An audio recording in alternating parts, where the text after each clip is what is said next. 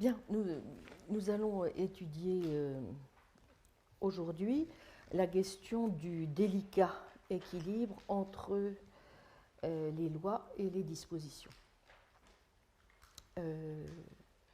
Délicat équilibre, en effet, nous allons le voir, car avant même de nous interroger sur la question de savoir si les lois de la nature doivent être entendues comme des lois contingentes ou éventuellement comme des lois nécessaires, peut-être pour certaines d'entre elles, nous pouvons commencer l'examen en réfléchissant à ce qu'il pourrait tout simplement advenir des lois dans un univers qui serait entièrement régi par des dispositions. Si en effet les dispositions, capacités, pouvoirs sont réelles, si les particuliers du monde sont, pour reprendre la formule de Rom Haré, des acteurs puissants plutôt que des patients impuissants, les lois ne deviennent-elles pas redondantes, voire superflues? Au mieux, une manière métaphorique de parler. Tel est, par exemple, le diagnostic sceptique que pose Stephen Mumford dans son livre de 2004, Laws in Nature. Invoquer la réalité des lois, ce serait tout simplement la meilleure manière qu'aient trouvé certains, indique-t-il, d'activer un univers humien autrement inactif. En d'autres termes, la plupart des conceptions réalistes qui ont été proposées reposaient sur une métaphysique bien précise, celle d'un monde composé de particuliers discrets, inanimés, qui ont besoin de lois pour l'animer. Or, c'est cela, dit-il, qui crée d'emblée le problème. Supposons à l'inverse que nous considérions les particuliers du monde comme des particuliers liés et actifs, nous n'aurons plus besoin dès lors de lois. Bref, accepter les lois, c'est accepter le problème qu'elles résolvent.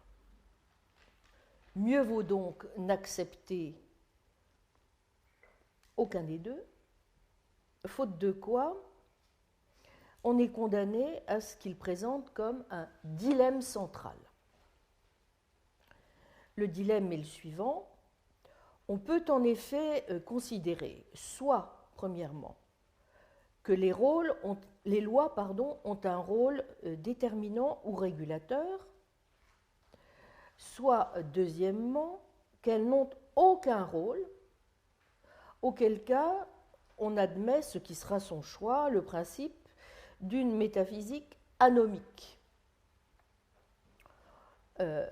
qu'il appelle, nonobstant, réaliste, realistic lawlessness.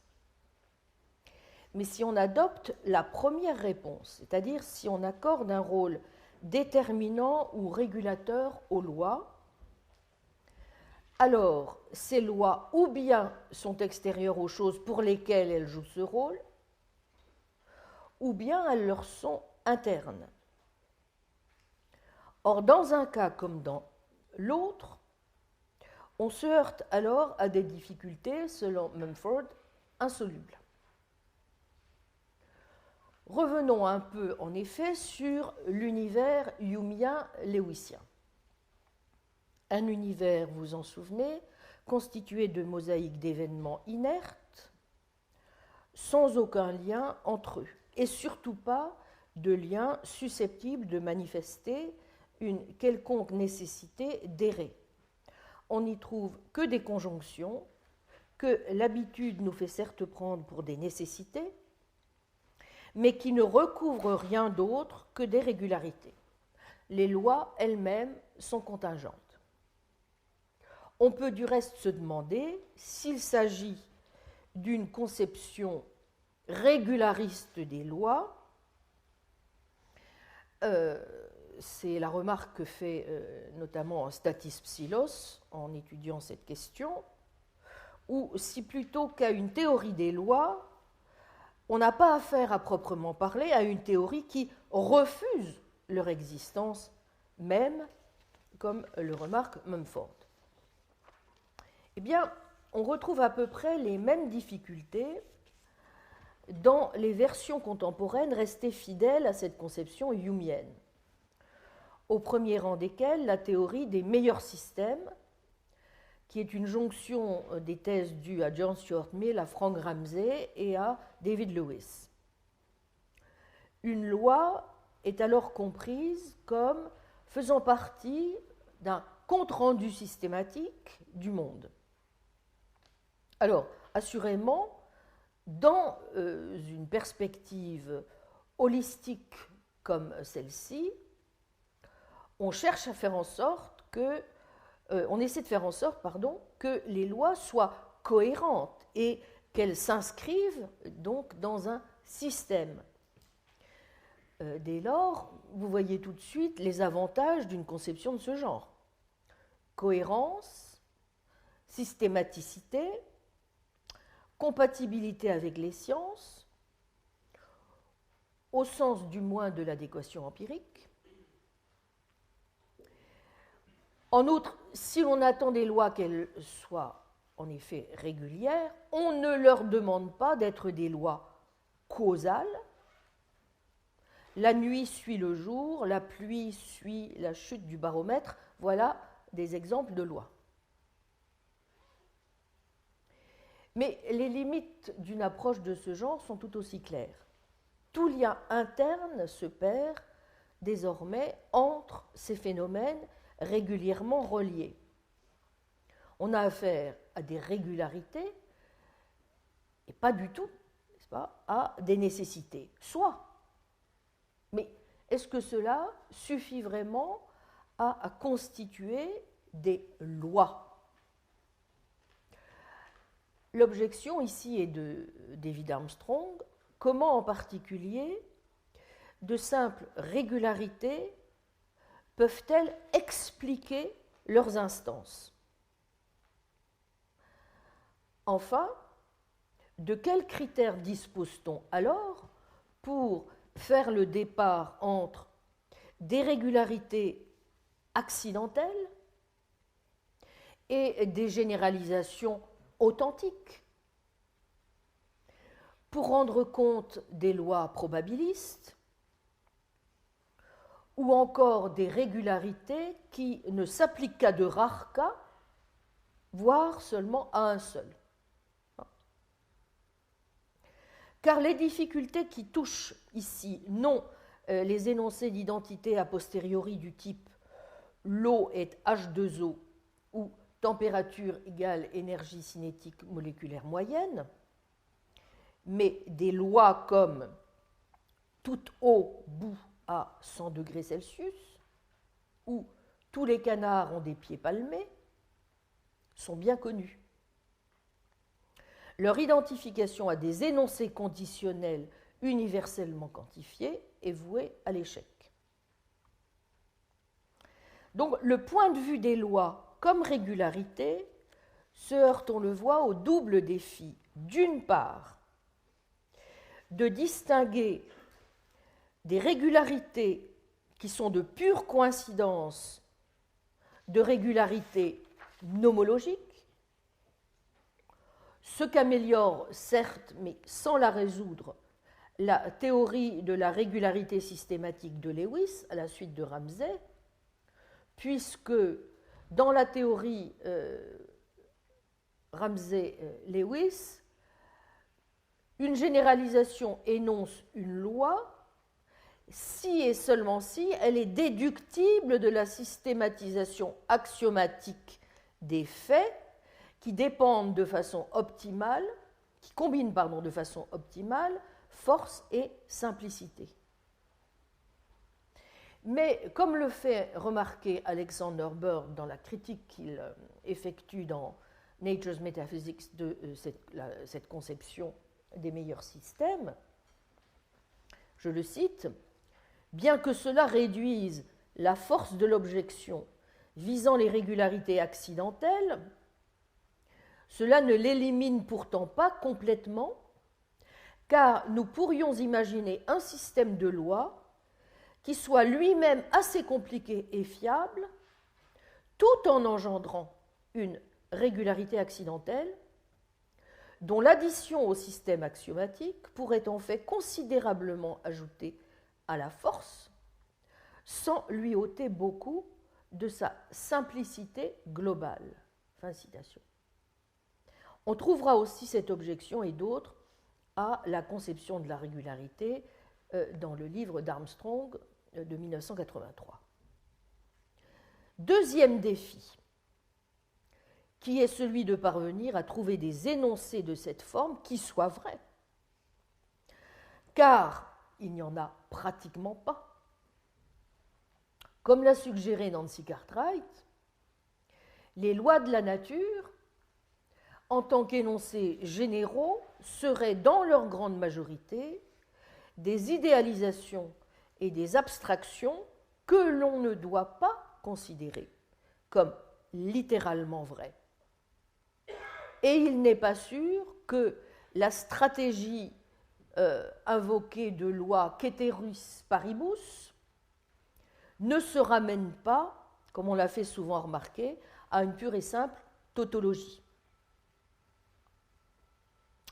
On comprendra dès lors l'attrait qu'a pu susciter, je viens au point 3 sur votre feuille d'accompagnement, à l'opposé de ces visions régularistes d'inspiration foncièrement humienne, le réalisme nomologique qui leur a opposé l'argument nomologique AN suivant. Les lois sont plus que des régularités, ce sont une addition à l'être et elles jouent un rôle dans la détermination de leurs instances plutôt qu'elles ne sont constituées par elles. C'est grossièrement résumé la position que défend David Armstrong. Selon donc, la formulation de l'argument nomologique suivant, il y a un ensemble S de caractéristiques du monde, il y a S parce qu'il y a des lois de la nature. Les lois fondent alors la régularité statistique, mais aussi l'invariance, dit Armstrong, l'ordre, la nécessité, l'universalité. Sans loi, il n'y aurait pas d'ordre. Autant dire qu'il n'y aurait rien, ni aucune place pour la science. C'est ça le principe de l'argumentation. Le problème, vous le voyez, est qu'il s'agit là d'un argument indirect. Or, comment exclure que quelque chose d'autre que les lois assure, en quelque sorte, la mise en ordre? C'est à cette difficulté que s'emploie à répondre la théorie dite de la nécessitation naturelle, théorie qu'on abrège en DTA, parce qu'elle est due essentiellement à Dretske, Tooley et Armstrong. Nous sommes en présence, selon cette position, d'une loi de la nature, lorsque nous avons affaire, disent ces auteurs, à une relation de nécessitation naturelle qui s'applique entre des universaux. Les lois sont donc plutôt de la forme suivante. Donc, sur la feuille, vous voyez DTA, N, F, G. Il peut s'agir de lois probabilistes ou de lois qui concernent plus de deux universaux, mais la position suppose, on le voit, une ontologie réaliste qui admet des universaux réels. Que la loi concerne une relation entre les universaux est précisément ce qui explique l'universalité de ces instances. Vous voyez qu'est donc ajoutée dans cette conception des lois la nécessité, qui était absente de la version régulariste, laquelle prenait la forme d'une quantification universelle sur des particuliers. En s'éloignant de la conception selon laquelle les énoncés nomologiques sont des vérités générales, et en y voyant des relations causales valant entre des universaux, la version DTA, ou de nécessitation nomique, constitue donc apparemment un progrès, dans la mesure où elle affiche des prétentions causales et réalistes qui vont au-delà, n'est-ce pas, des données empiriques. Puisque quand la relation vaut entre deux universaux, elle implique les généralisations correspondantes, même si l'implication, naturellement, ne vaut pas dans l'autre sens. Les avantages des lois Dredske, Toole et Armstrong sautent aux yeux. Elles permettent de distinguer entre régularités accidentelles et régularités authentiquement nomiques. En outre, deuxième avantage, elles expliquent le caractère modal des lois, elles permettent les contrefactuels et elles évacuent aussi les lois de type goodmanien ou vreuesque, n'est-ce pas? Bon, je pense que je n'ai pas besoin de réexpliquer ça, ça fait partie des cours de première année. Donc, bleu hier, vert aujourd'hui, n'est-ce pas? Vert hier, bleu demain. Bon, vreuesque. Bon, les grous, bien. Elles expliquent aussi pourquoi les lois ne peuvent avoir de limitation spatio-temporelle. Quels sont aussi les liens entre loi et causalité, ainsi que les relations entre les universaux et leurs instances. Ajoutons qu'à la différence des lois conçues comme des régularités universelles, il est possible de les confirmer. Elles n'invitent donc pas au scepticisme comme les régularités humiennes. En outre, elles peuvent s'étendre, Armstrong le dit clairement, aux lois probabilistes. Enfin, elles régissent les états de choses particuliers. En revanche, on comprend mal comment la nécessitation nomique implique les généralisations correspondantes, si ce n'est par stipulation.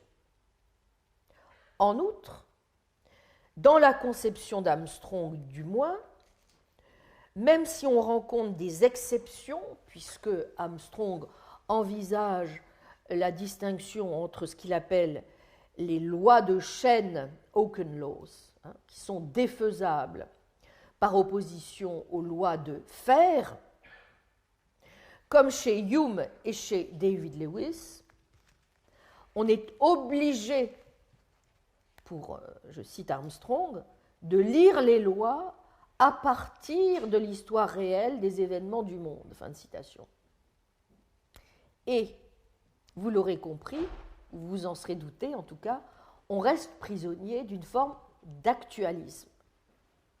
Autrement dit, et Stephen Mumford a bien vu ce point dans son livre, page 256, donc c'est celui-ci de 2004, la seule existence de la loi réside, dit-il, dans ce que produisent les séquences causales particulières. Et donc, les lois sont déterminées par les événements.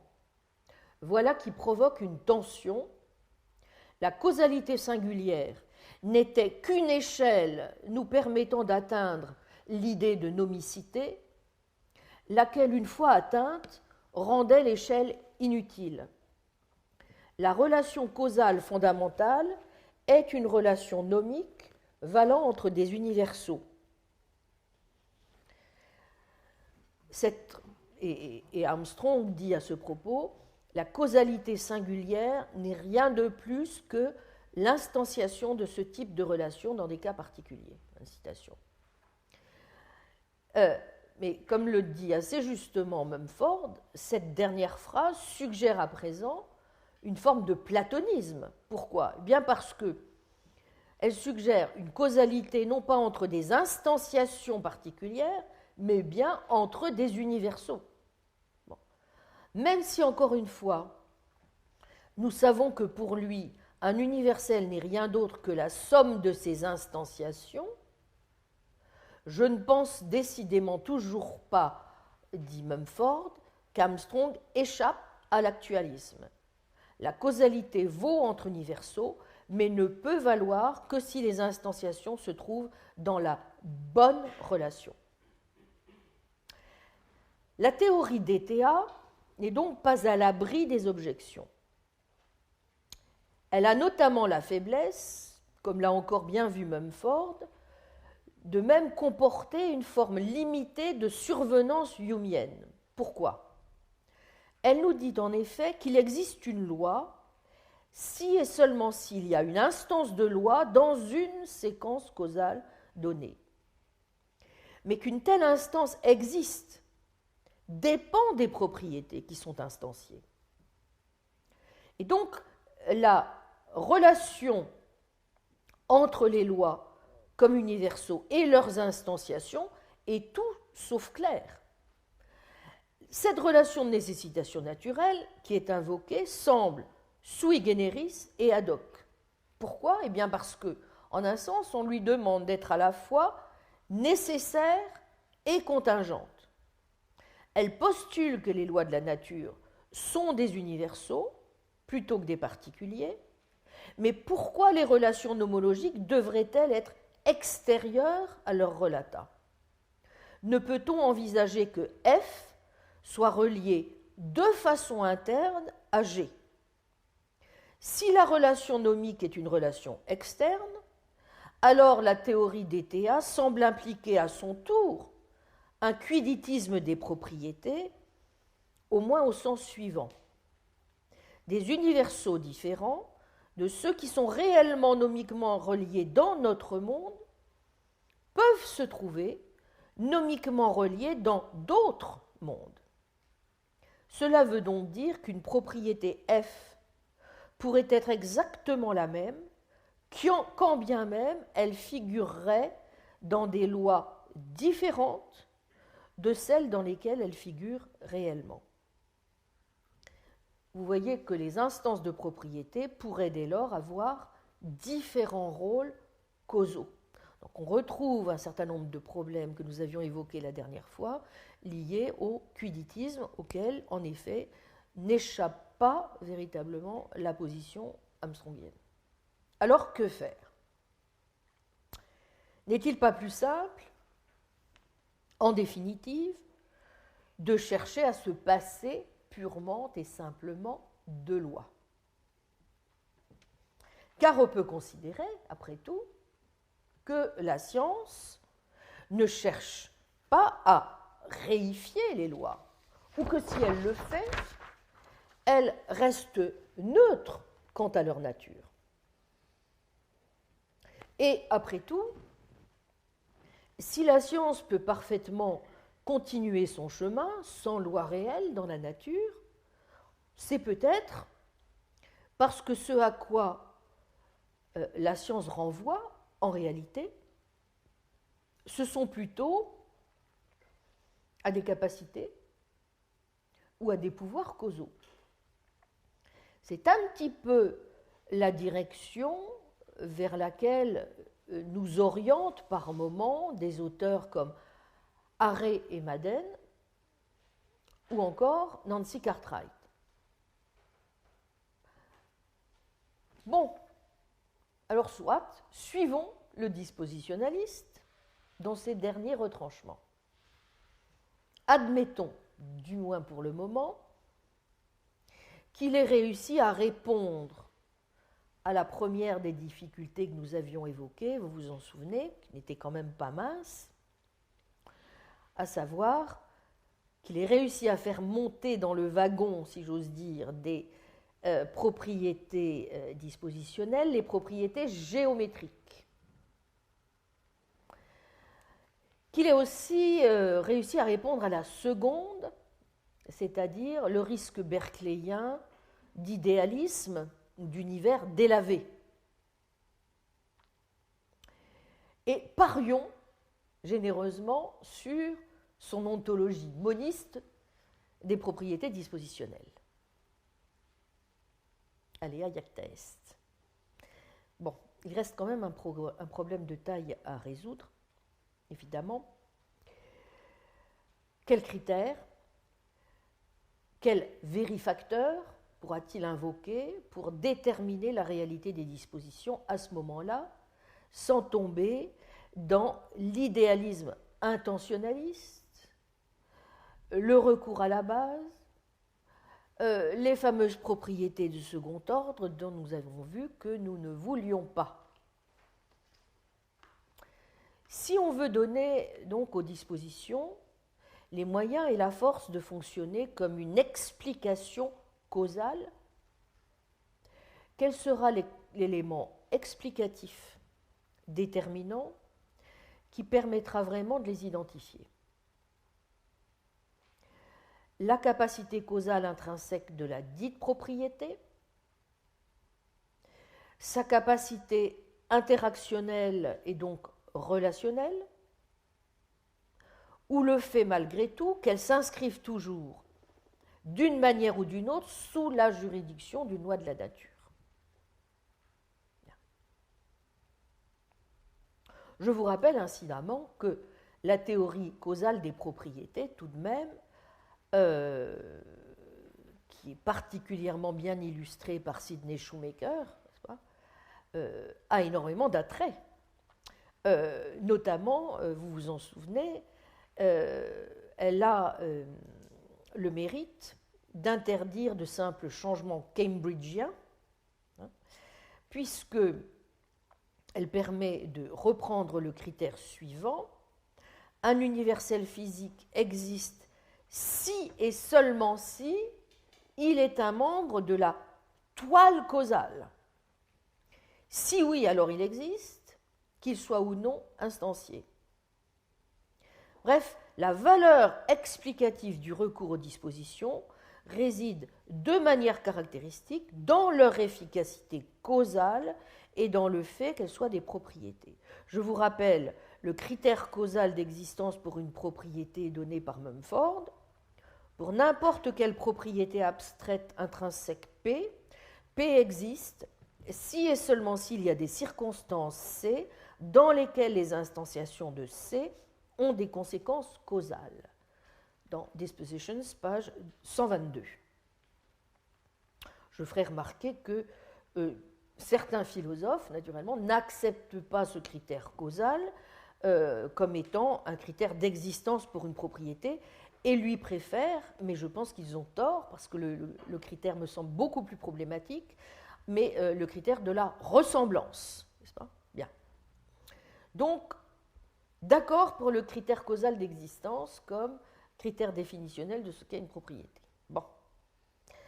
Si en outre, comme le pense le dispositionnaliste, nous estimons que les lois ne sont pas imposées aux dispositions, mais vous vous en souvenez qu'elles en découlent essentiellement.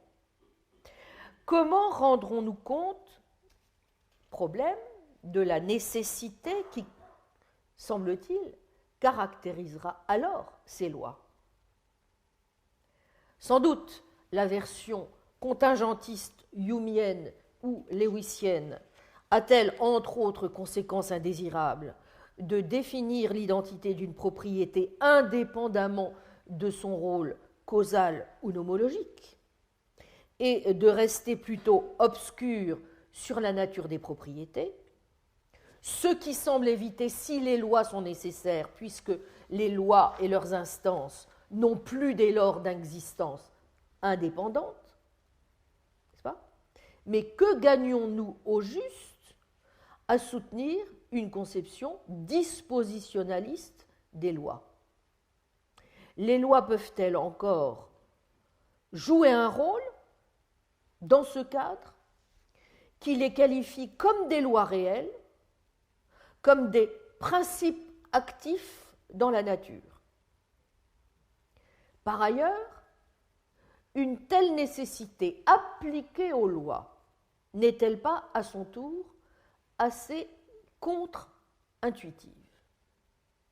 Bon, alors, il faut regarder tout cela, évidemment, d'un petit peu plus près. Nous en sommes au point 6. En tout cas, étant donné tous les mérites que nous n'avons cessé de mettre en valeur du dispositionnalisme, et notamment du dispositionnalisme essentialiste à la Brian Ellis, vous vous en souvenez, il est clair que la tentation est forte d'y souscrire. Je rappelle que cette position permet d'une part, de donner aux attributions de disposition un rôle explicatif et de concevoir les dispositions comme des unités explicatives, ce qui métaphysiquement a aussi des mérites évidents puisque le premier d'entre eux est de contenir une condition d'identité transmondaine pour les propriétés, une mêmeté d'essence dispositionnelle, alors qu'une position qui admet des propriétés catégoriques implique quelque chose, vous vous en souvenez, comme une identité primitive, qui serait indépendante de tout lien causal ou nomologique, et ce qui nous entraînerait dès lors vers une forme de quiditisme. Quiditisme problématique, je le rappelle, pour deux raisons. D'abord parce qu'il permet pour les propriétés l'échange de leurs pouvoirs causaux, n'est-ce pas? Or, il y a de bonnes raisons de douter que la possible duplication des rôles causaux soit quelque chose de concevable. Il est douteux, autrement dit, que plusieurs propriétés puissent avoir le même rôle. Ensuite, le quiditisme a pour conséquence fâcheuse d'induire un scepticisme généralité quant à la possibilité de connaître quoi que ce soit des propriétés du monde. Il nous condamne à l'humilité, comme le reconnaît du reste David Lewis, qui ne craint pas, néanmoins, comme on le sait, de revendiquer une ontologie fondamentale extraordinairement austère. Bien. Deuxième mérite du dispositionnalisme, c'est qu'il nous permet aussi, vous vous en souvenez, de mieux nous faire comprendre le rôle exact des lois dans la nature. En effet, si on suit Ellis, dès lors qu'on affirme que les lois de la nature sont directement produites par les essences dispositionnelles, nous évitons aussi bien les inconvénients de la conception régulariste ou humienne des lois, qui est, nous venons de le voir, incapable d'expliquer les instances de celles-ci, que nous évitons également les inconvénients de la conception nécessitariste nomique soumise au problème de l'identification et de l'inférence. Je précise rapidement de quoi il s'agit quand on parle du problème de l'identification. C'est, pour ceux d'entre vous qui seraient un petit peu moins familiers avec ces thèmes de philosophie des sciences, c'est lié notamment à une objection que fait Bas van Fraassen à propos du concept de nécessité physique. Van Fraassen demande qu'est-ce qu'on entend par nécessité physique. Supposons qu'on compare la nécessité physique à la nécessité juridique ou morale. Quelque chose sera dit moralement nécessaire, obligatoire, s'il découle de quelque ensemble de principes moraux. Quelque chose est juridiquement nécessaire s'il découle de lois. Mais en pareil cas, nous avons un ensemble de principes préalablement établis. Dans le cas de la nécessité physique, l'ensemble des principes d'où découlent les événements physiquement nécessaires, ce sont les lois de la nature elles-mêmes que nous avons. Il faut donc, dit Van Fraassen, un argument indépendant pour expliquer pourquoi ce sont ces principes et pas d'autres qui sont physiquement nécessaires. Or, rien de tel, selon lui, ne se profile à l'horizon. Donc vous voyez qu'évidemment, la conception nécessitariste a le grand mérite de faire passer, si j'ose dire, le problème de l'identification à la trappe. Bien. De la conception dispositionnaliste, excusez-moi, a l'avantage de faire passer ce problème à la trappe. Et justement, c'est bien pour toutes ces raisons que Alexander Bird dit à quel point il considère qu'il vaut même mieux préférer une conception moniste dispositionnelle ou pandispositionnaliste, si vous voulez, de préférence à une position mixte du genre de celle de Martin, par exemple, que nous avions vue la dernière fois. Même si cette position mixte a les avantages du premier, du monisme dispositionnel, elle a encore l'inconvénient de présupposer certaines quidités et donc de se heurter aux objections que l'on fait au quiditisme. Ensuite, comme elle reste un dualisme des propriétés, elle a pour défaut d'être moins économique que les conceptions monistes. Cela vaut donc la peine, considère Bird, de poursuivre la position moniste dispositionnelle en dépit des critiques répétées dont elle a fait l'objet. Positivement, en effet, dit-il, elle permet de mieux rendre compte aussi de la force modale associée aux lois et d'y voir une nécessité métaphysique. Donc, les dispositionnalistes, si vous voulez, préfèrent suggérer que la nécessité en cause est métaphysique et non physique. Les lois sont des relations métaphysiquement nécessaires entre des propriétés ou entre une propriété et une espèce.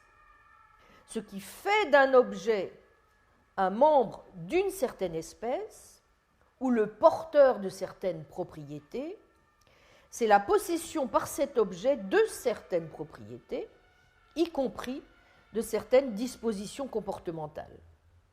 Vous vous souvenez que pour Kripke et Putnam, il est métaphysiquement nécessaire que l'eau soit H2O ou que l'or ait le nombre atomique 79.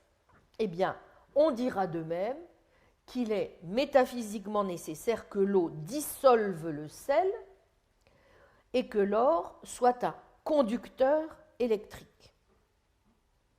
Bon, il y a tout lieu, semble-t-il, de privilégier une analyse dispositionnaliste des lois au lieu de ce que Mumford intitule le point de vue des lois, conformément auquel les lois, conçues comme des conjonctions ou des nécessitations naturelles d'événements, seraient les soubassements de l'explication. À l'inverse, le dispositionnaliste est quelqu'un qui essaie de se passer des lois de la nature. Je souligne, qui essaie de se passer des lois de la nature, en fondant les nécessités naturelles dans les propriétés individuelles elles-mêmes instanciées. On gagne aussi à y voir des moyens de permettre ou d'offrir, ce qu'on appelle en anglais des affordances, des enablements, ce qui contribue à transmettre l'idée dispositionnelle de médiation causale entre des événements. De la sorte, conclut Mumford, page 220-221 de Dispositions, nous avons les nécessités naturelles sans être obligés de souscrire à des lois générales recouvrant des classes d'événements. À la différence des nécessités générales, la nécessité naturelle se présente au niveau du particulier. Ce n'est pas en vertu d'une loi générale que le sucre, par exemple, se dissout lorsqu'il est dans un liquide. S'il le fait, c'est en vertu d'un état particulier ou d'une propriété instanciée que possède cet échantillon. Fin de citation. À diverses reprises, Mumford a souligné, de manière plutôt convaincante, les avantages d'une telle analyse dispositionnaliste des lois, par rapport aussi bien à la thèse humienne de la survenance, principalement défendue par Lewis, qu'à la théorie d'état des lois, qui, tout en s'opposant au point de vue humien, puisqu'elle fait des lois, des choses réelles dans la nature, impliquant des connexions nécessaires entre propriétés, conserve encore, comme on l'a vu, certains vestiges de la métaphysique humienne. Mumford pense de manière, je trouve, plutôt convaincante encore, qu'une conception correcte des lois doit se trouver ailleurs, dit-il, entre régularité et conformité. Le terme qu'il utilise, c'est twixt regularity and regulation. Bon. À savoir, entre la thèse régulariste, descriptive, et la thèse, au fond, théologique, qui insiste sur la conformité des lois, celles-ci devant obéir aux prescriptions divines. Pour se présenter comme la bonne interprétation des lois, à mi-chemin entre description et prescription, des lois qui, je le cite dans Laws in Nature, lient le possible et le nécessaire, mais non pas l'actuel, dans le monde naturel auquel elles s'appliquent.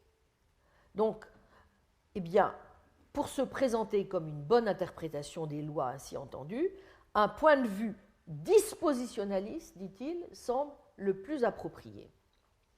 Et il donne comme explication l'exemple suivant. Au lieu de dire, par exemple, tous les corbeaux sont noirs, on renonce à l'exigence selon laquelle les conditionnels associés à des énoncés nomologiques doivent être universellement quantifiés, et l'on dit seulement les corbeaux sont noirs sans quantification. Page 255. Celle-ci est inutile si nous comprenons qu'un tel énoncé ne porte pas explicitement sur une quantité nombrable de corbeaux, mais sur la coloration dispositionnelle normale de l'espèce. Bon. Selon Mumford, une telle manière de voir les choses cadre avec la pratique scientifique.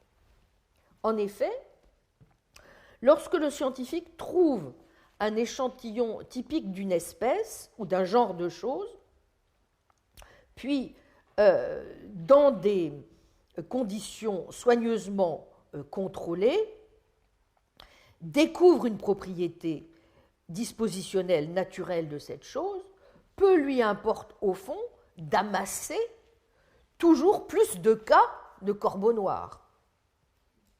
Ne le trouble pas davantage l'existence de cas étranges comme celui d'un corbeau albinos. Ainsi, une notion comme celle de comportement naturel des choses nous fournit au fond toute la conformité voulue pour nos lois. Cela nous donne une idée de ce que veut dire pour des objets que d'être régis par des principes naturels qui les gouvernent. Laws in Nature, page 258.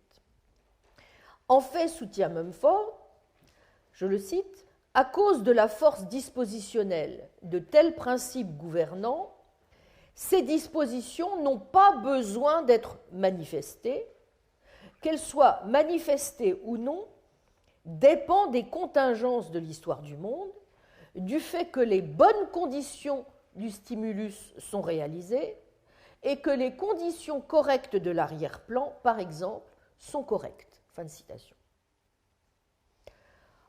En deuxième lieu, ce que les lois sont censées le mieux décrire, poursuit-il, ce ne sont pas les événements réels ou possibles, mais les capacités des choses. Ainsi, la vérité de l'affirmation selon laquelle une pièce non biaisée a 50 sur 50, à 50 chances sur 50 de tomber sur pile ou surface est vraie, non pas en vertu du résultat de tel lancer ou de telle suite de lancers, mais en vertu de la propension qu'a la pièce de tomber sur pile ou sur face. On peut ainsi expliquer la loi probabiliste par le fait qu'elle décrit une disposition réelle, et l'analyse explique aussi la possibilité de lois non réalisées. L'attribution de disposition est vraie de la pièce si elle n'est jamais testée, et il peut ainsi y avoir deux attributions vraies bien que différentes dans deux mondes où tous les événements coïncident. Fin de citation, page 231. Enfin, cette théorie des lois rejoint le desideratum, qui était donc de situer les lois, vous voyez, quelque part entre régularité et conformité. Il y a un sens où les lois concernent des principes gouvernants, ce qui devrait être le cas naturellement, mais ces principes gouvernants ne sont pas complètement détachés du monde. Ils sont en quelque sorte enchâssés dans les propriétés naturelles des membres d'une classe, d'un genre ou d'une sorte. Voilà pourquoi cela peut s'appeler encore une théorie descriptiviste des lois. Les lois, en d'autres termes, sont des descriptions de ce qui est naturel pour des classes de particuliers, mais ce ne sont pas des descriptions d'événements. Ce sont plutôt des descriptions de ce que peuvent faire les objets, peuvent étant pris dans un sens, vous le voyez, dispositionnel. Page 259. Bon. Alors, pourquoi dans ce cas ne pas suivre purement et simplement le dispositionnaliste essentialiste? Pour plusieurs raisons, mais qui ne sont pas forcément celles que certains de ses détracteurs, dont Mumford, ont donné. J'en viens donc au point 7, aux limites du dispositionnalisme essentialiste. Deux types d'objections, en effet, ont été invoquées à l'encontre de l'essentialisme dispositionnel, mais dont je ne suis pas sûr qu'elles soient les bonnes. Bon, je vais d'abord dire quelles elles sont. Elles portent d'une part sur l'essentialisme et elles portent d'autre part sur le nécessitarisme des lois qu'il implique, vous voyez, certaines au moins des lois de la nature, en effet, ayant, comme je viens de le dire, une nécessité métaphysique. Prenons le premier point, les premières objections sur le supposé essentialisme des lois. Les premières objections sur ce plan sont essentiellement dues à Stephen Mumford et à Alice Drury. C'est pourquoi j'ai rajouté dans la bibliographie les textes d'Alice Drury, dont notamment un excellent article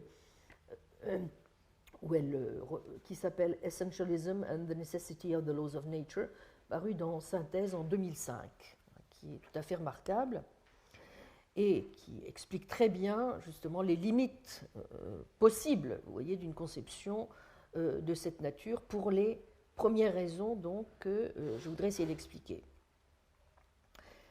Alors, pour Mumford, donc, si vous voulez, les premières objections, donc dues à Mumford et à Drury, consistent à reprocher à l'essentialisme dispositionnaliste d'être précisément un essentialisme. Mais ce qui est intéressant, c'est que c'est pour des raisons différentes selon l'un et selon l'autre.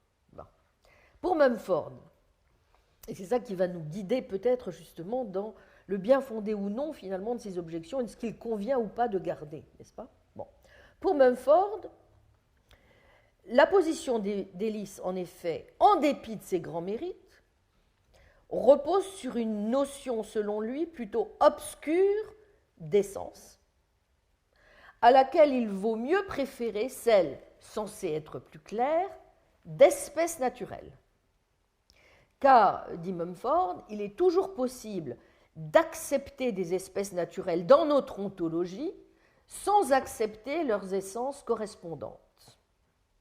Page 420 dans l'article publié dans la même revue de synthèse 2005 consacré justement à la discussion de l'essentialisme dispositionnel de Ellis. Vous avez là toute une série d'articles, donc de Drury, de Mumford, de Brian Ellis qui répond à ses objecteurs, etc., de Alexander Burr notamment. Donc c'est un numéro tout à fait fondamental. Alors, donc l'idée, si vous voulez, c'est que c'est parce que la notion d'essence est beaucoup plus obscure que la notion d'espèce naturelle qu'il faut plutôt se méfier de la position essentialiste de Ellis. Quant à Alice Drury, elle reproche moins à Ellis de recourir au concept d'essence que de confondre ce concept, et là elle retrouve des objections assez classiques qui sont faites, je vais y revenir, de confondre ce concept avec celui de nécessité, ce qui ne lui permet pas, selon elle, de l'utiliser ensuite pour fonder ce qu'il est censé faire, à savoir la nécessité des lois de la nature. Bon, je pense que la critique dont fait l'objet la confusion de l'essence avec la notion modale de nécessité est bien connue, mais j'en rappellerai tout de même le ressort. Lorsque nous disons d'une substance individuelle ou d'une espèce qu'elle a une ou des propriétés essentielles, nous pensons à une ou à des propriétés que doit posséder une substance ou un objet pour être un membre de cette espèce et qui ne peut ou ne peuvent faire défaut à cette essence individuelle ou à aucun membre de l'espèce. Autrement dit, les propriétés essentielles d'une substance individuelle sont celles qui font d'elle l'objet qu'elle est et qui ne peuvent changer, à la différence de ses propriétés accidentelles, n'est-ce pas? Donc qui ne peuvent changer sous peine, n'est-ce pas, de faire d'elle, cette substance, un autre objet.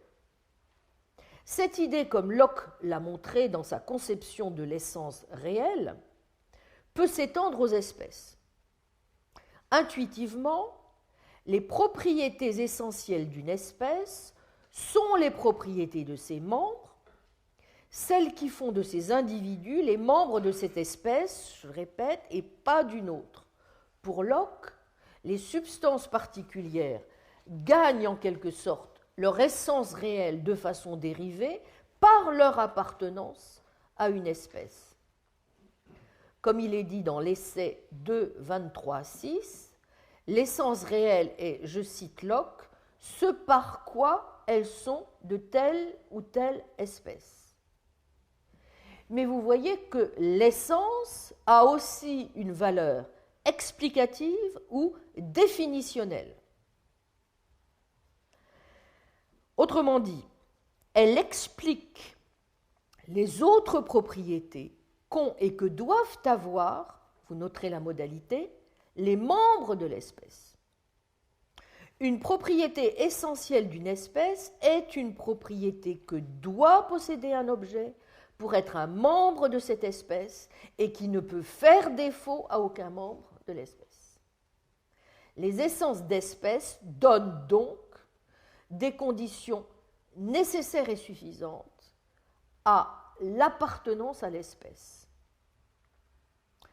Si Locke a raison, alors, comme le dit très justement Alice Drury, il est clair qu'il faut distinguer, comme y ont d'ailleurs insisté de nombreux auteurs, parmi lesquels Kit Fine, entre, je l'ai mis sur la feuille d'accompagnement, première définition, F est une propriété nécessaire de A, si et seulement si A a F dans tous les mondes possibles qui incluent A. Et deuxième définition, F est une propriété essentielle de A, si et seulement si le fait d'être F est constitutif de l'identité de A. Vous voyez, ce n'est pas tout à fait la même chose. Or, pas plus qu'un certain nombre d'essentialistes contemporains, en particulier à la suite de Kripke et de Putnam, Ellis n'estime que la distinction entre l'essence d'une chose et les propriétés nécessaires de cette chose mérite d'être faite. Pour Kripke et Putnam, je le répète, dire que l'eau est essentiellement H2O, c'est dire que dans tout monde où il y a de l'eau, elle est composée de H2O. Et que dans tout monde où on trouve la bonne configuration, H2O, c'est de l'eau.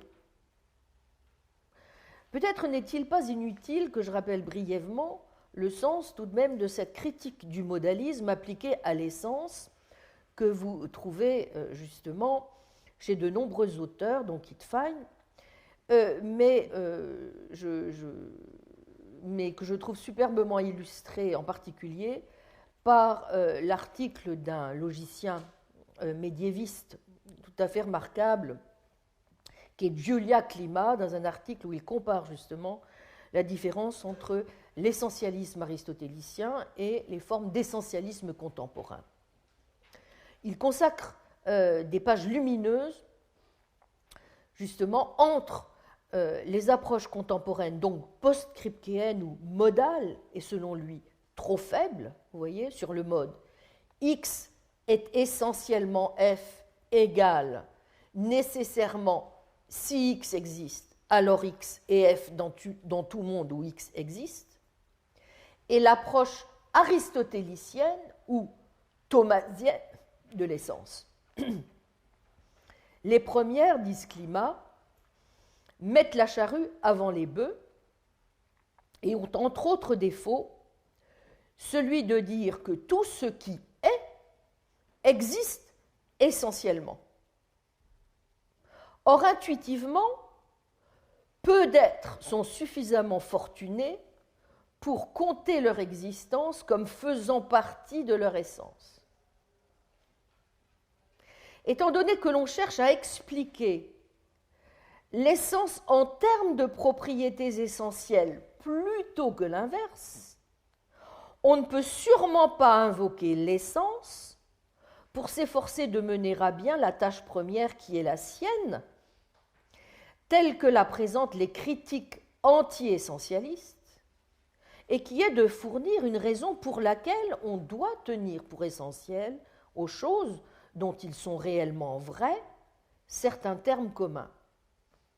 Si bien que, alors que les questions qui se posent dans ce cadre ne peuvent pas être réglées pour des raisons logiques, elles ne peuvent non plus être, dans le même cadre, réglées pour des raisons métaphysiques.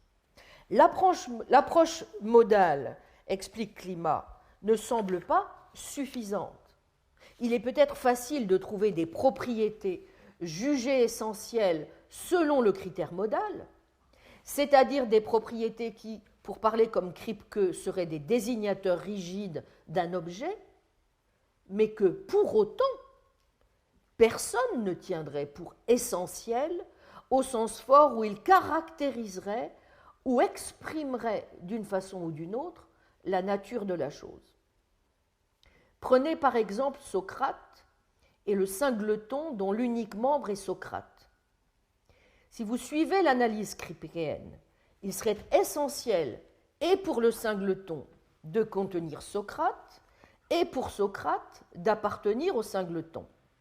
Pourtant, on voit mal ce que cela a à voir avec la nature de Socrate d'appartenir ou de ne pas appartenir à quelque ensemble que ce soit. Socrate serait sûrement et la même chose et la même sorte de chose, même s'il n'y avait pas d'ensemble. Point n'est du reste besoin de faire appel à de tels objets abstraits. Considérons deux objets distincts tels que Socrate et la tour Eiffel. C'est un exemple notamment que reprend Kittfein dans son article Essence and Modality. Si on suit ici encore l'analyse kripkéenne, chacun aurait nécessairement la propriété d'être distinct l'un de l'autre. Mais pourquoi diable cet être distinct de la tour Eiffel devrait-il appartenir à la nature de Socrate? En général, vous voyez, l'analyse kripkéenne rend n'importe quelle propriété nécessaire essentielle à quoi que ce soit, aussi extrinsèque que soit une propriété à la chose en question. Mais cela signifie, par exemple, qu'il vous serait essentiel d'être soit en train de lire, soit en train de ne pas lire cet article, ou bien si vous êtes en train de le lire, alors vous êtes en train de le lire, ce qui, selon une lecture plus forte de essentiel, voudrait dire que ces propriétés et avec elles, cet article, en quelque sorte, appartiennent à et donc constituent votre nature. Ce qui, on en conviendra avec Climat, est relativement absurde. Comme l'observait saint Thomas, l'essence d'une chose, qui détermine quelle sorte de chose elle est, détermine à quelles espèces d'entités appartient la chose en question. C'est pourquoi quiconque nierait que les choses aient une essence, et il faudra nous en souvenir, serait obligé de nier qu'il y ait une différence spécifique entre elle ou lui et, disons, un âne ou un chou. Mais alors, cela ne vaudrait pas plus la peine de parler à une telle personne qu'à un âne ou qu'à un chou. Pour ces raisons et d'autres raisons métaphysiques du même genre, mais aussi pour les raisons empiriques écrasantes, oserais-je dire, que nous livre l'expérience, en faveur du fait que les choses se présentent selon différentes sortes, on peut donc sans craindre conclure que les choses qui se trouvent dans notre réalité actuelle, eh bien, ont peut-être bien des essences. Voilà. Donc, je vous ai pris, évidemment, le texte d'un lecteur de saint Thomas, mais j'ai souhaité vous prendre la démarche parce que vous voyez qu'elle, en même temps, elle repose exactement sur des critiques du même type dans la manière dont on peut reprocher, comme le font aujourd'hui des auteurs comme Kit Fine, vous voyez, cela à la conception modale qui s'exprime dans les conceptions telles que les versions kripkéennes ou putnamiennes de la nécessité. Bon. Alors, cette digression importante, je crois, étant faite, je pense que vous comprenez le reproche qu'on est en droit d'adresser à l'essentialisme et sur lequel s'appuie, comme d'autres auteurs contemporains, Brian Ellis. De même, Ellis pense que les électrons sont essentiellement des électrons s'ils sont essentiellement des porteurs d'une certaine masse, vous vous en souvenez, d'une certaine charge, d'un certain spin. En d'autres termes, que dans tout le monde où il y a des électrons, ils ont ces dispositions, et dans tout monde quel qu'il soit, s'il y a des choses qui ont ces dispositions, il y a des électrons. Ainsi, n'importe quelle propriété qu'un membre d'une certaine espèce ne pourrait manquer d'avoir est, dit-il, une propriété essentielle de cette espèce. Et une propriété essentielle d'une espèce, eh bien, c'est simplement une propriété qu'aucun membre de cette espèce ne pourrait manquer d'avoir. Mais si vous avez suivi la critique que je viens de faire, vous approuverez la remarque aussi que fait Alice Drury contre Ellis, à savoir que si Ellis adopte bien une telle conception de l'essence, vous voyez, alors il ne peut y avoir aucune priorité ontologique de l'essence sur les lois. Pourquoi ? Eh bien parce que le vérifacteur d'une loi causale, tous les F sont des G, n'est pas juste supposé être que tous les F ont la propriété dispositionnelle G, car cela pourrait être fort bien le produit d'un accident. C'est que la propriété G est une propriété essentielle de l'espèce. Or, comme on l'a vu, les propriétés essentielles sont simplement celles qu'un membre d'une espèce ne peut manquer d'avoir. Partant, Le vérifacteur de tous les F sont des G est le fait que les F ne pourraient pas manquer d'être des G ou qu'il est métaphysiquement nécessaire, en d'autres termes, que tous les F soient des G. Alors, on peut appeler ce fait modal une essence, mais le décrire ainsi ne le rend pas pour cela, comme le dit justement Drury, ontologiquement plus fondamental. Du reste, pour voir que l'essentialisme dispositionnel ainsi conçu par Ellis est insuffisant pour fonder la nécessité des lois de la nature, et que la possession d'une disposition est en soi insuffisante pour servir de vérifacteur d'une loi métaphysique nécessaire, il suffit de comparer l'argument de Lewis avec les arguments invoqués par d'autres dispositionnalistes, comme Nancy Cartwright ou Ian Lipton, par exemple, à propos justement de la question de la manière dont ils interprètent la supposée nécessité des lois de la nature. Que disent ces auteurs? Eh bien, même si la position d'une capacité explique pourquoi un objet se comporte d'une certaine façon, elle ne peut expliquer pourquoi il doit se comporter de cette façon. Que l'objet possède une disposition ou que tous les membres d'une certaine espèce possèdent une certaine disposition pourrait fort bien être quelque chose de contingent. Telle est la conception des lois, justement, que développent aussi bien Lipton que Cartwright. Selon eux, les capacités des choses donnent lieu à des lois, et c'est cela qui explique pourquoi certaines lois ne valent que ceteris paribus, n'est-ce pas? Puisque les dispositions peuvent fort bien ne pas se manifester. Mais ces lois n'ont pas besoin d'être nécessaires. Cartwright et Lipton ne proposent aucun argument en faveur de l'idée selon laquelle il serait essentiel aux choses d'une certaine espèce, vous voyez, de posséder une capacité. Il peut fort bien s'agir d'une généralisation contingente, autrement dit. Bref, pour que l'on ait un vérifacteur d'une loi métaphysiquement nécessaire, il faut pouvoir dire que la disposition est possédée nécessairement ou fait partie de l'essence réelle de l'espèce. Ainsi, ce qui fait d'une loi que le cuivre conduit l'électricité une loi nécessaire, c'est le fait que, pour être du cuivre, quelque chose doit être disposé à conduire de l'électricité. Rien ne pourrait être du cuivre et manquer, dit Ellis, d'avoir ce pouvoir causal. Bon. Pour des essentialistes de l'espèce comme Ellis, la vérité et la nécessité des énoncés causaux nomologiques se fondent donc, vous le voyez, sur des énoncés portant sur les essences de telles espèces. Un tel vocabulaire de fondement suggère que les essences sont en un sens donc ontologiquement premières par rapport aux lois. Mais cette affirmation sur la relation entre les lois et les essences est, vous le voyez, tout à fait indépendante en réalité de l'affirmation selon laquelle les dispositions sont les vérifacteurs des énoncés nomologiques.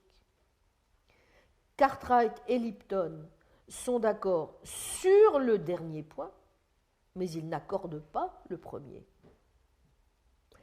L'affirmation de l'essentialisme de l'espèce est donc celle-ci.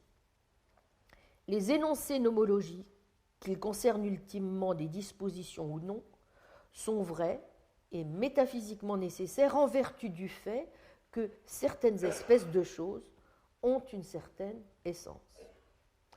Si Mumford et Drury ont raison dans leurs critiques respectives de Ellis, alors sans doute faudra-t-il que nous cherchions ailleurs un modèle pour défendre un réalisme des dispositions. C'est dommage, mais c'est ainsi. Mais sans doute, cela signifiera-t-il aussi qu'il n'est pas pour cela nécessaire, si j'ose dire, là encore, d'aller dans le chemin directement opposé et de défendre une forme de dispositionnalisme anomique du type de celui que préconise Mumford. Bref, de défendre un dispositionnalisme qui fasse nécessairement l'économie et du principe de la nécessité des lois de la nature et de l'essentialisme. En tout cas, peut-être pas. Vous voyez, je laisse cette question en suspens, mais je vais quand même déjà montrer pourquoi je pense qu'il n'y a pas lieu d'aller trop dans ce sens non plus. J'en arrive donc à un deuxième groupe d'objections, mais que j'adresse cette fois non plus à Ellis, mais à Mumford lui-même. Et donc à la difficulté, à mon sens, qu'il y aurait à proposer dans un cadre dispositionnaliste, vous voyez, l'idée d'une certaine nécessité naturelle qui permettrait de faire totalement l'économie du recours aux lois. Vous voyez, et ça, c'est la position justement du réalisme anomique mumfordien. Bon, pourquoi ? D'abord parce que même en admettant que le concept d'espèce naturelle soit moins obscur que celui d'essence. J'aimerais bien en être sûr. Pour le moment, admettons. Il est douteux qu'un dispositionnalisme bien compris puisse s'appuyer sur le seul concept de nécessité naturelle et se dispenser, comme souhaite le faire Mumford, afin justement, vous vous en doutez, de préserver le contingentisme humeien, de tout recours aux lois. Sans doute vaut-il mieux finalement carrément s'en passer, plutôt qu'en arriver à soutenir ainsi qu'il le fait, pour, je dirais, essayer de faire le grand écart entre Ellis et Hume, que même chez le premier, je le cite, la contingence logique abonde dans ses lois, et que tel qu'il voit les choses, il n'a même pas besoin de faire appel à un autre monde possible pour l'illustrer. Les lois de la nature, dit-il, pourraient changer progressivement ou instantanément. Mes lois ne sont fixées que parce que les choses peuvent faire au présent. Ainsi, les corbeaux sont noirs maintenant, signifie qu'il est vrai, du genre corbeau, que ses membres normaux sont dispositionnellement noirs. Mais demain, par une intervention divine, les corbeaux normaux pourraient devenir dispositionnellement roses. Plus naturellement, après un certain temps, les corbeaux normaux pourraient devenir gris par un processus d'évolution. On pourrait penser que seules les lois dérivées non fondamentales peuvent subir une telle altération. Mon traitement laisse ainsi ouverte la possibilité que même les lois fondamentales puissent changer. Fin de citation. Alors, comme l'a fait, avec beaucoup de bon sens, je dois dire, remarquer Michael Esfeld, si l'on veut défendre sérieusement une métaphysique des propriétés comme disposition ou pouvoir, alors cela implique bien que, je cite Esfeld, l'essence d'une propriété détermine le rôle causal qu'exercent les occurrences du type en question. Par conséquent, dans chaque monde possible dans lequel des occurrences du type de propriété en question existent, celles-ci engendrent spontanément des effets du même type, pourvu qu'il s'agisse de propriétés physiques fondamentales. Et c'est, fin de citation.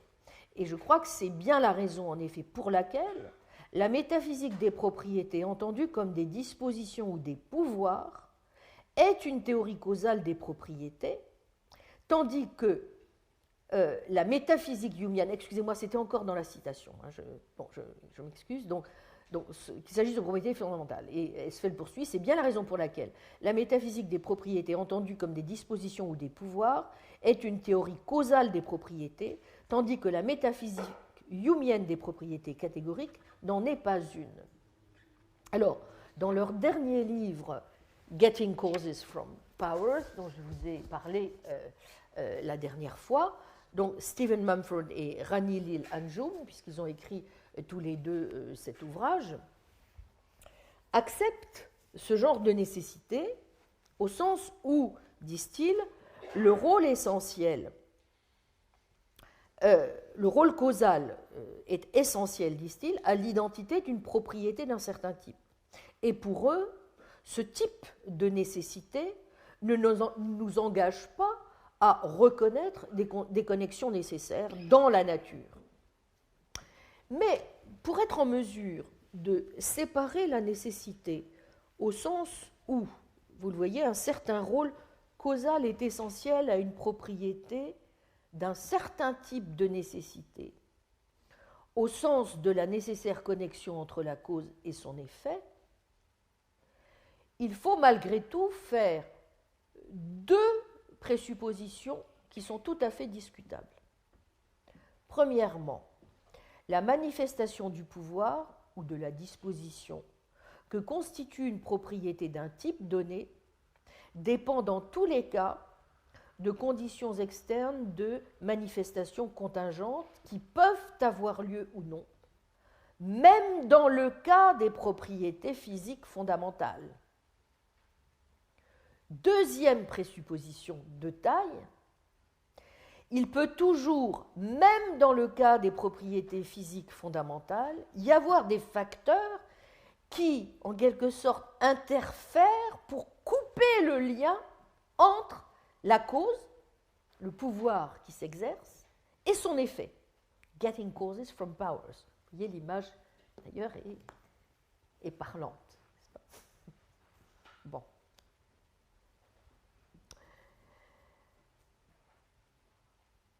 Or, si nous admettons ces deux présuppositions, n'est-ce pas, alors, et je crois qu'Esfeld a tout à fait raison d'objecter à Mumford et Anjum ce point, il n'est pas possible d'appliquer ces présuppositions aux propriétés fondamentales de la nature pour des raisons tant métaphysiques que physiques. En effet, je cite Esfeld, on évite certes la conséquence du quiditisme, être obligé de considérer des mondes indiscernables comme qualitativement différents, si et seulement si l'on conçoit les propriétés physiques fondamentales comme produisant spontanément les effets qu'elles peuvent produire. Et c'est là une conception qui, vous l'avouerez, est bien étayée par la physique. En outre, il n'y a pas de temps qui s'écoule entre l'exercice des pouvoirs que sont les propriétés physiques fondamentales et les effets de ces pouvoirs qui permettraient à un facteur externe d'interférer et d'empêcher que l'effet du pouvoir en question ait lieu, même si le pouvoir s'exerce. Par exemple, l'effet immédiat de l'exercice du pouvoir, qui est une charge élémentaire, n'est pas d'attirer ou de repousser d'autres objets chargés, mais d'engendrer un champ électromagnétique dans son voisinage immédiat, à travers lequel ensuite des objets sont attirés ou repoussés. Rien ne peut empêcher qu'une charge élémentaire engendre un champ. Comment des objets physiques se meuvent dans ce champ dépend ensuite évidemment d'autres facteurs, c'est-à-dire peut-être influencé par la présence d'autres facteurs. De même, le processus de la réduction de superposition quantique à des propriétés possédant des valeurs numériques définitives ou quasi définitives, comme la désintégration radioactive, n'est pas tel que des facteurs externes contingents puissent interrompre ce processus. Ce processus a lieu spontanément et il ne s'étend pas dans la durée, à travers le temps. Bref, puisque selon la métaphysique des propriétés en tant que pouvoir, l'essence des propriétés est de produire certains effets, la connexion entre la cause et l'effet, et son effet, est une connexion nécessaire. Il n'y a pas d'autre possibilité que celle pour la propriété en question d'engendrer l'effet en question, pour autant qu'il s'agisse d'une propriété fondamentale. Fin de citation du texte de Hesfeld de 2009 que je vous ai indiqué dans la bibliographie. Donc si Hesfeld a raison, et à mon avis il a plutôt raison, cela veut dire qu'en proposant un dispositionnalisme causal, on croit pouvoir éviter les inconvénients du nécessitarisme, en défendant ce que Mumford et Anjoum appellent dans leur livre une ontologie vectorielle des dispositions dans laquelle les propriétés sont conçues comme des groupes de pouvoir provoquant une circulation causale continue, passing powers around, et la modalité sur le modèle de la normativité et de l'intentionnalité, c'est aussi ce qu'il préconise. Je me demande que, ce faisant, plutôt qu'un pas en avant, on n'en a peut-être pas fait 3 en arrière, en se rapprochant dangereusement de ce que le modèle médiéval des dispositions et autres vertus normatives avait de pire, amicus Mumfordi, mais je suis encore plus ami de la vérité, si j'ose dire, n'est-ce pas? Donc, il me pardonnera, mais là, je ne peux pas suivre. Et il me semble que ce n'est pas en prétendant qu'on perçoit ces causes directement dans l'expérience, je cite, même si on ne peut pas les analyser, je cite encore, et en se réfugiant dans l'idée, je cite, de modalités primitives irréductibles, que l'on parviendra vraiment à rassurer sur le caractère, je cite, non problématique du projet, à tout le moins qu'on réussira à nous donner les éléments que nous recherchons pour identifier la nature essentiellement dispositionnelle de nos propriétés. Et je crois que sur ce plan, Alexander Bird a eu raison d'objecter d'emblée, dès 2007, vous voyez, puisque ce texte est ultérieur, n'est-ce pas, mais dans l'appendice qu'il fait, où il discute dans Nature's Metaphysics la position de Mumford, Bird fait remarquer que, et je crois qu'il a tout à fait raison de lui objecter ce point, que les lois doivent s'entendre en un sens prescriptif plutôt que descriptif. Et qu'il a tort par ailleurs de soutenir que la science n'aurait pas besoin de concepts unifiés des lois. Enfin, on voit mal comment les pouvoirs causaux pourraient à eux seuls se suffire et nous dispenser de lois. Nous avons besoin de lois, mais oui, nous avons besoin de lois, et probablement même, si le dispositionnalisme est en partie correct, de lois non pas contingentes, mais pour certaines d'entre elles au moins nécessaires. J'en viens donc à ce point. Qu'entend-on au juste, ce sera mon dernier point, en disant que les lois de la nature sont métaphysiquement nécessaires?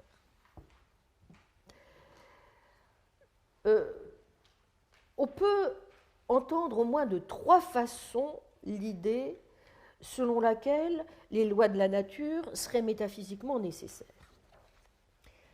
Elles peuvent l'être, premièrement, parce qu'elles décrivent les essences ou les natures des espèces qui se comportent d'une certaine façon. Ces essences incluent donc des propriétés dispositionnelles et peuvent aussi inclure des propriétés irréductiblement catégoriques qui déterminent non seulement ce que sont les choses, mais, vous l'avez compris, ce qu'elles sont, ce qu'elles font. C'est la conception, nous l'avons vu, de l'essentialisme de l'espèce. Deuxièmement, les lois peuvent être métaphysiquement nécessaires en vertu simplement, dirais-je, de considérations à la Kripke-Putnam sur la manière dont nous identifions les espèces et ce qui en découle, étant donné, par exemple, la prémisse que l'eau va de pair avec une certaine structure chimique, eh bien, la science peut nous dire que les faits mêmes qui rendent purement et simplement possible l'existence de la structure garantissent que la structure est disposée à se comporter d'une certaine façon. Partant, certaines lois sont métaphysiquement nécessaires, mais en dernière instance, quelles sont les lois qui ont ce statut est une question qu'il appartient a posteriori donc, vous voyez, aux sciences empiriques, de déterminer. Et c'est l'argument justement que propose en la circonstance de développer un auteur comme Alexander Bird, le raisonnement qu'il appelle de brick et de broc, piecemeal argument. Je ne sais pas si c'est une bonne traduction. Bon. Troisième manière dont on peut concevoir l'idée sur laquelle les lois seraient métaphysiquement nécessaires, eh bien, ce serait en considérant que les propriétés sont, pour l'essentiel, des collections de pouvoirs causaux.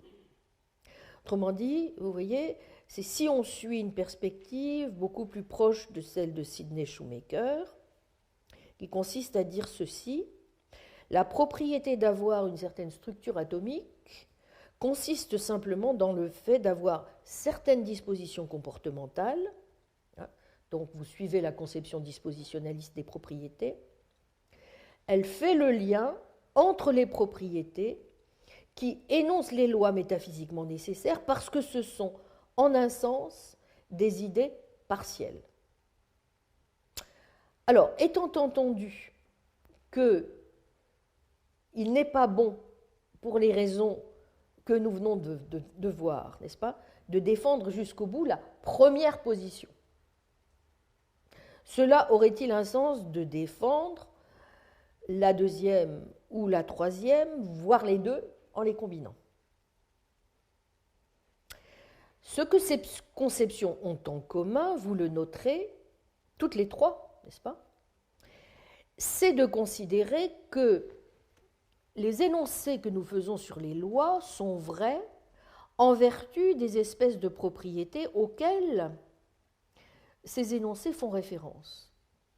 Et donc, de fonder la nécessité des lois de la nature dans les natures des espèces ou les propriétés du monde, plutôt que de les voir comme en quelque sorte imposées arbitrairement aux choses ou découlant de faits réels. Donc, on répond, vous voyez, je répète, au problème de l'identification à la von Frassen en citant ces espèces ou ces propriétés. La nécessité des lois s'identifie à la nécessité que les objets se comportent conformément à ces natures. Les lois causales, écrit Brian Ellis, ne sont pas des généralisations universelles contingentes sur la manière dont les choses se comportent actuellement, ce sont des vérités nécessaires sur la manière dont elles sont intrinsèquement disposées à se comporter.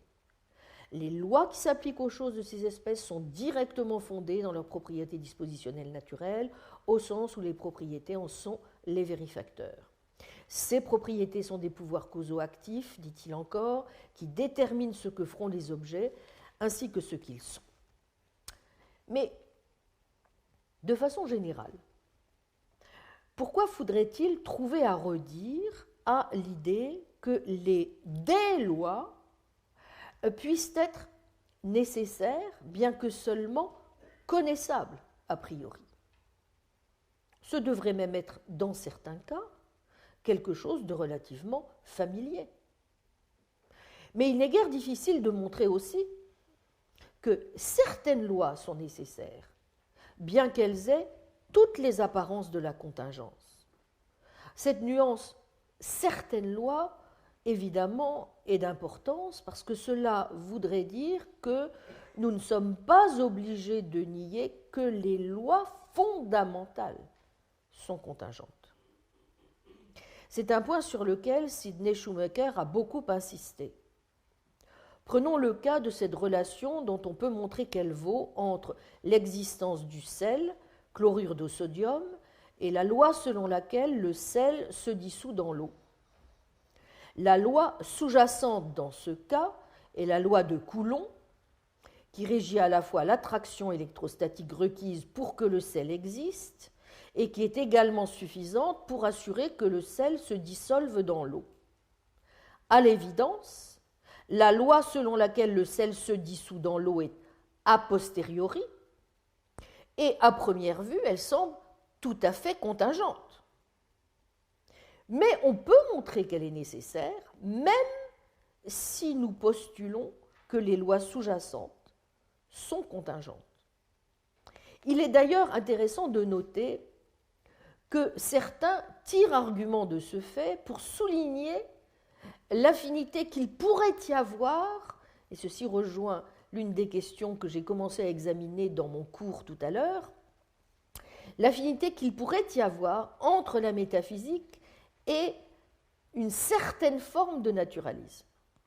Alexander Bird fait ainsi remarquer que naturalisme et métaphysique vont de pair, dit-il, car, je le cite, « La science ne nous dit pas seulement quelles sont les lois de la nature et quelles propriétés existent, mais ce que c'est que d'être une propriété ou d'être une loi de la nature.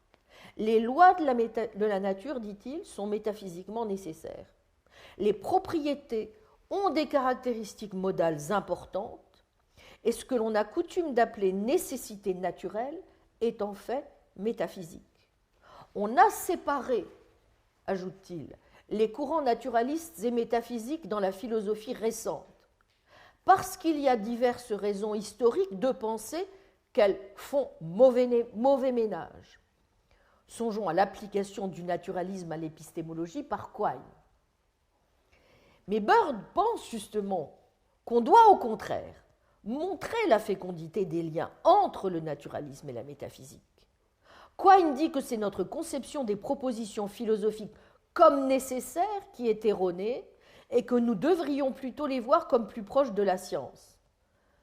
Bird suggère que c'est notre conception de maintes vérités scientifiques comme contingentes qui est erronée. Maintes vérités scientifiques sont métaphysiquement nécessaires et à cet égard proches peut-être des vérités métaphysiques. En tout cas, c'est sur ce point aussi qu'insiste Sidney Shoemaker, pour qui les propriétés se définissent par la manière dont elles se combinent pour fixer les pouvoirs causaux des choses. Comme lorsque le fait d'avoir des propriétés, d'être en métal et d'être aiguisé, se combine, vous vous souvenez, pour donner à un couteau le pouvoir de couper. Rien de tout ceci n'implique que ces lois soient nécessaires. On peut, dans un esprit humien, les tenir pour parfaitement contingentes. Ainsi, du reste, que non déterministes ou strictes, mais probabilistes et susceptibles de rencontrer des exceptions. Nous savons en effet qu'en suivant la théorie des perturbations, on peut expliquer que les situations exceptionnelles constituent en fait la règle. C'est un point sur lequel Max Kissler avait beaucoup insisté dans son livre sur la causalité et les lois de la nature. Par exemple, des masses peuvent figurer dans des lois relativement différentes, telles que celles d'un univers newtonien, où les choses qui accélèrent n'augmentent pas automatiquement leur masse, comme c'est le cas dans notre monde. C'est un point sur lequel, vous vous souvenez, je m'étais arrêté l'autre fois. Donc, si nous avons un certain nombre de propriétés, de critères qui nous permettent de cette manière, n'est-ce pas, de distinguer ce qu'est une propriété de ce qu'est une pseudo-propriété, alors, en effet, nous sommes peut-être en mesure, à condition de dire que toutes les propriétés intrinsèques sont dispositionnelles car elles sont causales, dans la mesure où les interactions auxquelles elles donnent lieu sont la seule raison que nous avons de postuler leur existence. Deuxièmement, les dispositions sont des propriétés et les propriétés joue bien des rôles causaux dans les interactions d'une chose avec le monde qui l'entoure. Néanmoins, on n'est pas pour cela obligé, vous voyez, de déconnecter en quelque sorte les dispositions de leur ancrage nomologique. Comme le rappelle Shoemaker, nous ne pouvons éliminer les lois et confier toute la charge explicative au pouvoir conditionnel des objets parce que nous avons besoin tout simplement de lois pour déterminer quelle collection de pouvoirs conditionnels constitue des propriétés réelles. Certaines collections de pouvoirs conditionnels ont une unité causale. Elles covarieront en fonction des lois causales. C'est à cette condition que l'on peut, et c'est la première idée centrale que je voudrais déjà mettre en lumière, éviter, me semble-t-il, une séparation, à mon sens désastreuse, entre l'essence de la propriété, bref, ce qu'il a défini comme tel, n'est-ce pas, et les relations causales et nomologiques dans lesquelles la propriété en question figure. Si cette position est correcte, alors peut-être avons-nous déjà trouvé un moyen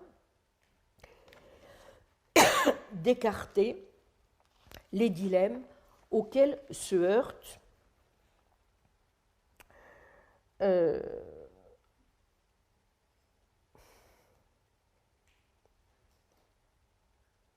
excusez-moi,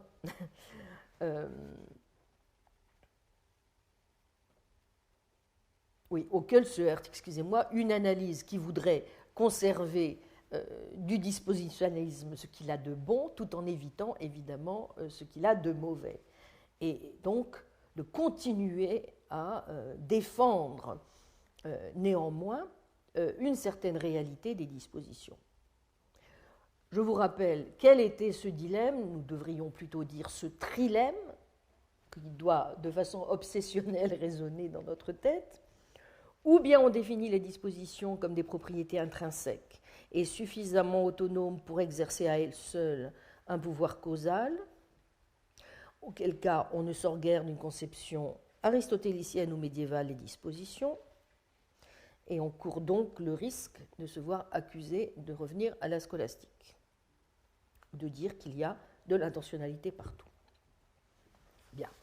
Ou bien on définit les dispositions à partir de leur insertion dans des lois de la nature, auquel cas, si c'est à partir de leur insertion de la nature, évidemment, on court toujours le risque que les dispositions apparaissent moins en définitive comme des propriétés que comme des assemblages de causes, n'est-ce pas, ou des processus relationnels ou événementiels, voire des modes de présentation des phénomènes. Et à ce moment-là, elles risquent de perdre leur efficacité causale.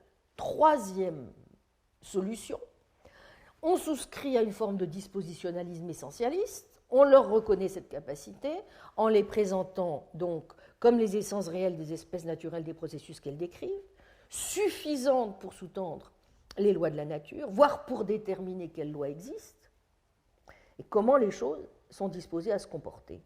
Mais vous voyez, j'espère vous l'avoir amplement montré, enfin j'espère.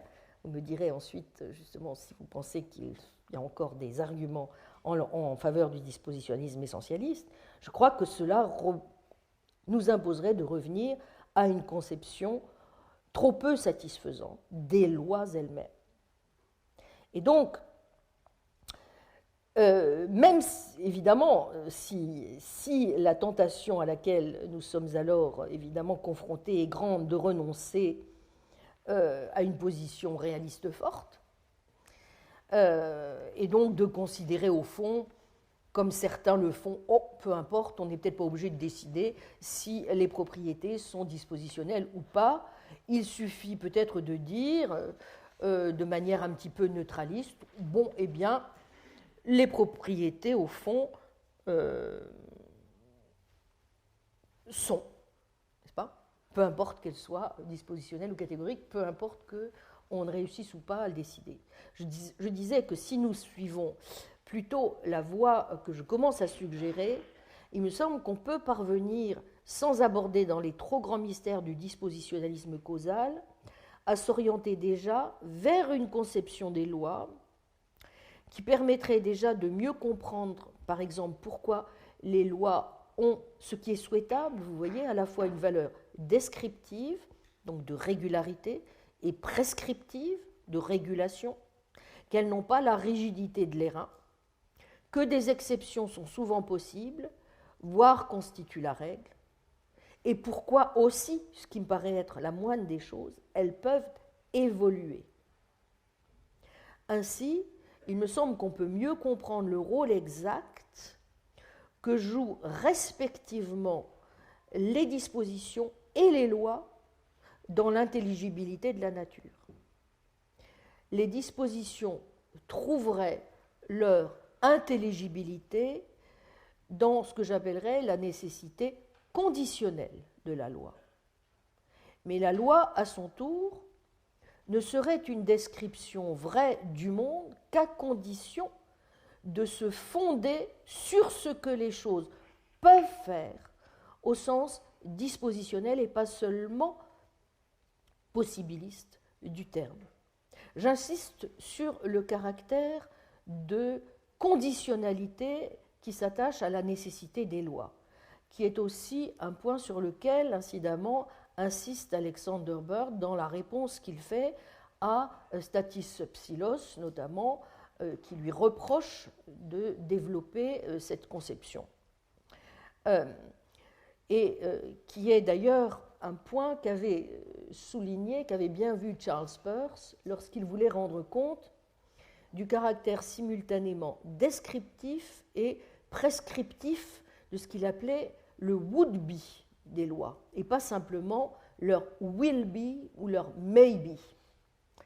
Des caractères donc de would-be, des lois dispositionnelles, et des éléments aussi tichistes ou tukistes ou de hasard qu'il jugeait nécessaire d'introduire dans sa métaphysique sunékiste et évolutionnaire, pour expliquer comment, tout en obéissant au principe de la continuité, les lois conçues comme des habitudes ou dispositions générales et indéterminées ne suivent pas, disait-il, la nécessité de l'airain au cours de l'évolution, mais une nécessité conditionnelle qui admet donc une part de spontanéité radicale ou de hasard, comme celle, dit-il, du chaos germinal d'où elles sont issues, là on n'est pas obligé de le suivre, mais aussi des écarts ou des changements d'habitude.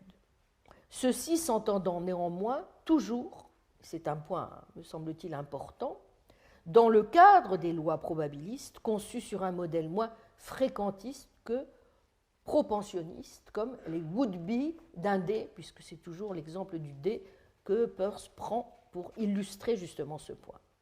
Donc, si l'on veut bien admettre que l'on a un peu mieux éclairé désormais la manière dont le réalisme des dispositions rendrait intelligible la nature des liens causaux et nomologiques qu'entretiennent les choses et les propriétés du monde, évidemment, cela ne signifie pas que nous n'ayons pas encore un gros travail à mener pour comprendre mieux en quoi cette réalité des propriétés elles-mêmes consiste, et si, en particulier, et vous vous doutez que ce que j'ai dit tout à l'heure sur l'essentialisme va m'amener sur ce point, si nous pouvons vraiment rendre compte de la nature ou de l'identité des dites propriétés en renonçant à toute forme d'essentialisme. C'est ce que nous verrons la prochaine fois. Je vous remercie.